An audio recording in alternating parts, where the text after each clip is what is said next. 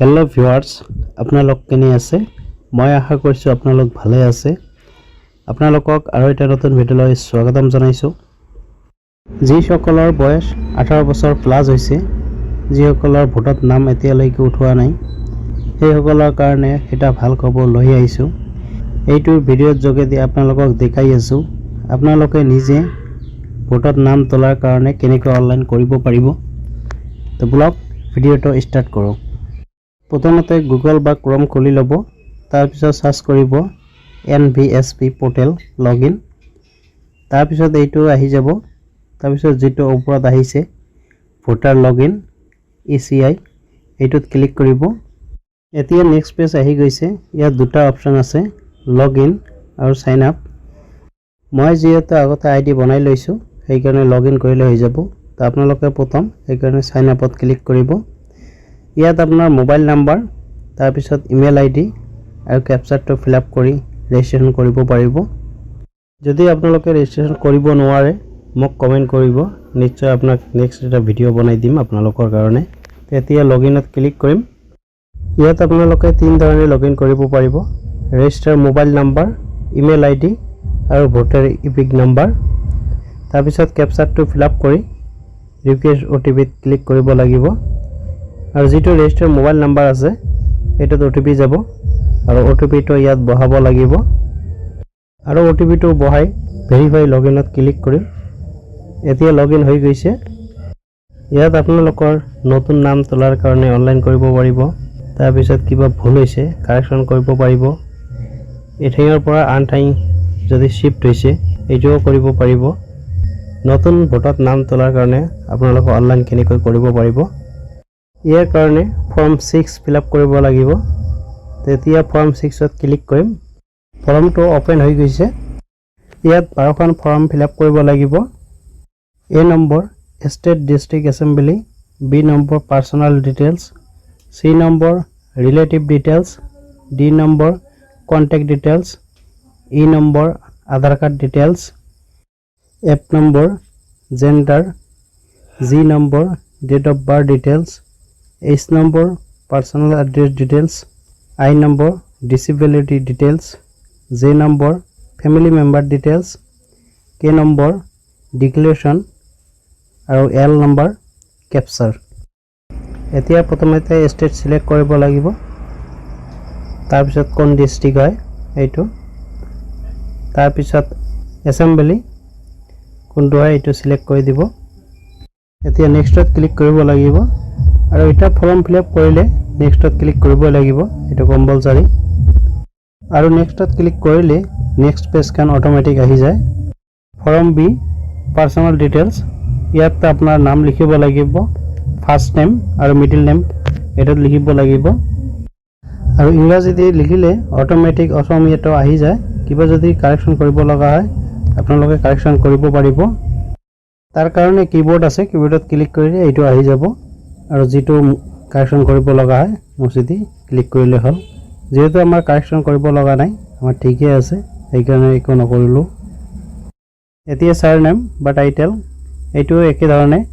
অসমীয়া automatic আহি যাব যদি কাৰেকচন কৰিব লগা হয় আপোনালোকে কাৰেকচন কৰিব নহলে একো কৰিব লগা নাই এতিয়া ফটো আপলোড কৰিব লাগিব আৰু এটাৰ সাইজ 7.5 সেন্টিমিটাৰ পৰা 3.5 সেন্টিমিটাৰ থাকিব লাগিব আৰু 2 MB ভিতৰত থাকিব লাগিব JPG নহলে JPEG ফৰমেটত থাকিব লাগিব এতিয়া ফটোটো আহি গৈছে আপোনাৰ হিচাপে জুম কৰিব লগা হলে জুম কৰি লব ইভাল কৰি লব তাৰ পিছত সেভত ক্লিক কৰিলে সেভ হৈ যাব অটোমেটিকলি লোডিং হৈ আছে ফটোটো আপলোড হৈ গল ওকে ক্লিক কৰিব লাগিব এতিয়া নেক্সটত আৰু ক্লিক কৰিম নেক্সট স্টেপ আহি গৈছে সি ইয়াত ফাদাৰ্স নেম মাদাৰ্স হাজবেন্ড ওয়াইফ যেটো হয় এই হিচাপে সিলেক্ট কৰিব আৰু নামটো দিব তোমাৰ ফাদাৰ্স সিলেক্ট কৰিছো আৰু বাকিখিনি একে ধৰণৰে হ'ব এতিয়া নেক্সটত ক্লিক কৰিম নেক্সট পেজ আহি যাব ডি ইয়াত মোবাইল নাম্বাৰ নিজৰ হলে সেলফ দিব আৰু যদি ফ্যামিলিৰ হয় ৰিলেটিভ ইয়াত দিব মোবাইল নাম্বাৰটো ইয়াত ফিল আপ কৰিব তাৰ পিছত আৰু নেক্সটত ক্লিক কৰিম ই নম্বৰ আধাৰ ডিটেইলছ আধাৰ কাৰ্ড নাম্বাৰ থাকিলে দিব আৰু যদি নাই তেলে I am not available ইয়াত টিক মাৰ্ক লগাব আৰু যদি আছে আধাৰ কাৰ্ড নাম্বাৰ টিক লগাই ইয়াত আধাৰ কাৰ্ড নাম্বাৰটো দিব যেটো 12 অংক থাকে তাৰ পিছত নেক্সটত ক্লিক কৰিম এতিয়া আকৌ এপ নম্বৰ আহি গৈছে জেন্ডাৰ পুৰুষ হয় না মহিলা হয় এটো সিলেক্ট কৰিব এতিয়া আকৌ নেক্সটত ক্লিক কৰিম 3 নম্বৰ ফৰ্ম আহি গৈছে ডেট অফ বাৰ্থ ডিটেইলছ ইয়াত যেটো ক্যালেন্ডাৰ চিন আছে ইয়াত ক্লিক কৰিম আৰু আধাৰ কাৰ্ডত যি ধৰণে ডেট অফ বাৰ্থ দিয়া আছে এইটোৱে বহাব ইয়াত কৰিলে গোটেই সনটো আহি যাব সনটো আগতে সিলেক্ট কৰিব লাগিব যিমান আছে সনটো সিলেক্ট কৰি তাৰ পিছত মাসটো সিলেক্ট কৰিব লাগিব তাৰ পিছত তাৰিখটো সিলেক্ট কৰিলে অটোমেটিক আহি যাব এতিয়া ডকুমেন্ট সিলেক্ট কৰিব লাগিব ডেট অফ বাৰ্থ হিচাপে কি আপোনালোকে দিব birth certificate Aadhaar card PAN card driving licence 10 pass certificate Indian passport আমি আধাৰ কাৰ্ড সিলেক্ট কৰিলো এই আধাৰ কাৰ্ডটো আপলোড দিব লাগিব আৰু 2 MB ৰ ভিতৰত থাকিব লাগিব ডকুমেন্টটো এতিয়া নেক্সটত ক্লিক কৰিম এই ফৰ্মটো আহি গৈছে পাৰ্সোনাল এড্ৰেছ এইটো ফিল আপ কৰিব লাগিব প্ৰথমে হাউস নাম্বাৰ যেটো ঘৰ নাম্বাৰ আছে এইটো দিব তাৰ পিছত এৰিয়া লোকেলিটি আপোনাৰ ভোট কেন্দ্ৰৰ নাম আৰু নাম্বাৰটো দিলে হ'ব ইয়াত তাৰ পিছত village post office pin code number tehsil এইবিলাক ফিল আপ কৰি লব আৰু কিবা যদি ভুল হয় এটো কাৰেকচন কৰি লব আমাৰ যেহেতু ভিলেজটো ভুল হৈছে অসমীয়াটো আৰু পোষ্ট অফিসটো আমি কাৰেকচন কৰি লৈ আছো আপোনালোকে এনেকৈও কৰিব কাৰেকচন এতিয়া ডিস্ট্ৰিক্টটো সিলেক্ট কৰিব লাগিব আৰু ষ্টেটটো অটোমেটিক থাকিব এতিয়া এড্ৰেছ প্ৰুফ ডকুমেন্ট আপলোড দিব লাগিব ডকুমেন্ট উইথ এড্ৰেছ প্ৰুফ ইয়াত বহু ধৰণৰ আছে ডকুমেন্ট আপোনালোকে water bill electricity bill gas connection current passbook Indian passport revenue department land record registration rent list registration self in case owner house এইবিলাক ডকুমেন্টৰ ভিতৰত এটা যিকোনো ডকুমেন্ট দিলে হৈ যাব যেটো ডকুমেন্ট দিছে এটো ডকুমেন্ট আপলোড কৰিব লাগিব আৰু এটো 2 MB ৰ ভিতৰত থাকিব লাগিব JPG PNG আৰু PDF ত যিকোনো এটাত থাকিলে হ'ব ডকুমেন্টটো আপলোড হৈ গৈছে এতিয়া আকৌ নেক্সটত ক্লিক কৰিম এতিয়া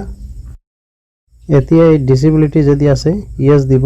যেহেতু নাই আমি নেক্সটত ক্লিক কৰিম আকৌ